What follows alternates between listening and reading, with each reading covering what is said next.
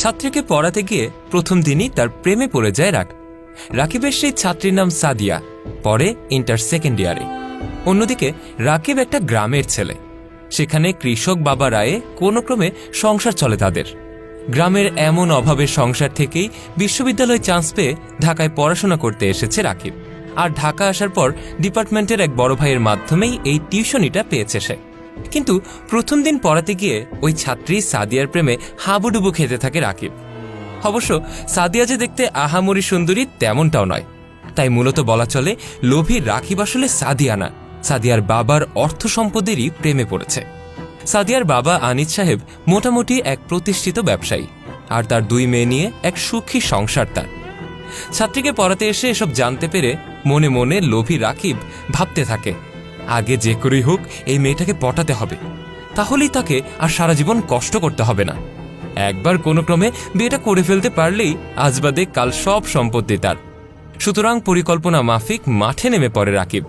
ছলে বলে কৌশলে পটানোর চেষ্টা করতে থাকে সাদিয়াকে। আর একসময় চালাক রাকিবের পাতা ফাঁদে পা দিয়ে বসে সাদিয়াও। শুরু হয় দুজনের তুমুল প্রেম। আস্তে আস্তে ঘনিষ্ঠ হতে থাকে দুজনে। রুমের দরজা লাগিয়ে পড়ার নাম করে ঘন্টার পর ঘন্টা তারা নিজেদের মতো করে সময় কাটায়। আগে প্রতিদিন 1 ঘন্টা পড়ানোর কথা থাকলেও এখন 2 থেকে 3 ঘন্টার বেশি পড়ায়। সাদিয়ার মা বাবা এর জন্য অবশ্য রাকিবকে তার প্রাপ্য সম্মানের চেয়ে বেশিই দেয়। মাঝে মধ্যে তারা রাস্তাঘাটে কিংবা পার্কের চিপায় চাপায় দেখা করতেও শুরু করে। এরই মধ্যে একদিন সাদিয়ার মা তাদের দুজনকে বেশ ঘনিষ্ঠভাবে দেখে ফেলে। এতে অবশ্য রাকিব মনে মনে বেশ খুশিই হয়েছে।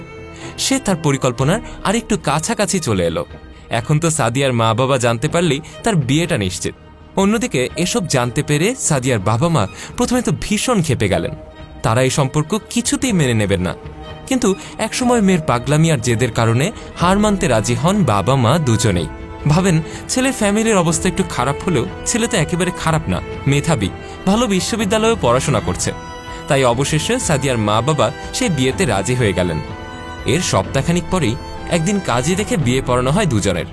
বিয়ের পর রাকিব সাদিয়াদের বাড়িতেই থাকতে শুরু করলো, বলা চলে এক প্রকার ঘর জামাই হিসেবে। অন্যদিকে গরিব বাবা মায়ের সাথে যোগাযোগটা একদমই কমিয়ে দিল রাকিব। ইদানিং মাঝে মধ্যেই এমন আচরণ করে যেন গরিব বাবা মায়ের সাথে কথা বলতে তার ভীষণ বাধে। এভাবেই শ্বশুরের টাকায় গায়ে বাতাস লাগিয়ে বছরখানেক বেশ ভালোই কাটল রাকিবের। কিন্তু এরপরে যেন হঠাৎ একটা ঝড় এসে সব এলোমেলো করে দিল।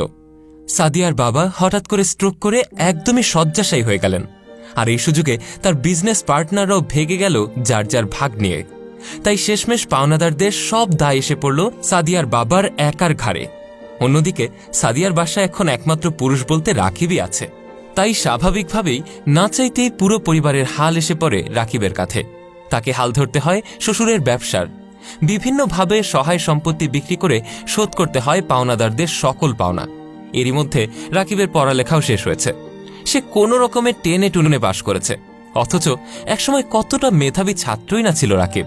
পড়াশোনা শেষ করে বাধ্য হয়ে ছোটখাটো একটা চাকরিতে জয়েন করে সে। কারণ ততদিনে সে একটা সন্তানের বাবা। পাশাপাশি বলা চলে শ্বশুরের থমকে থাকা পুরো পরিবারের দায়িত্বই এখন তার কাঁধে। কি পরিকল্পনা করেছিল রাকিব, আর কি থেকে কি হয়ে গেল? সে ভেবেছিল বড়লোক শ্বশুরের টাকায় পায়ের উপর পা তুলে সারাটা জীবন পার করে দেবে। আর এখন কিনা উল্টো শ্বশুরের পুরো সংসারটাই টানতে হচ্ছে তাকে। জীবন যুদ্ধে আজ যেন সত্যিই সে পরাজিত এক সৈনিক।